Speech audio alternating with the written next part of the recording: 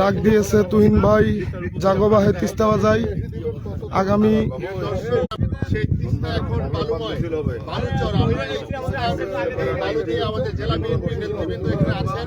আমরা সবাই এখন এই তিস্তা নদীর উপর দিয়ে হাঁটছি। এটা এখন বালুময়ের চর হয়ে দাঁড়িয়েছে।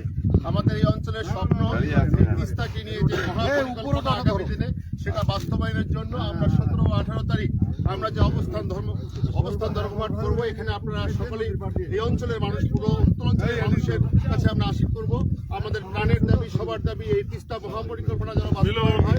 এই এলাকার অর্থনৈতিক উন্নয়ন সহ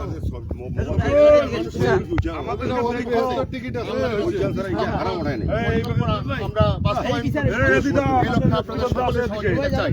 এই প্রোগ্রাম যেন সুন্দরভাবে আমরা বাস্তবায়ন করতে পারি। লাখো লাখো মানুষের সমাবেশ যেন এই অঞ্চলে হয়।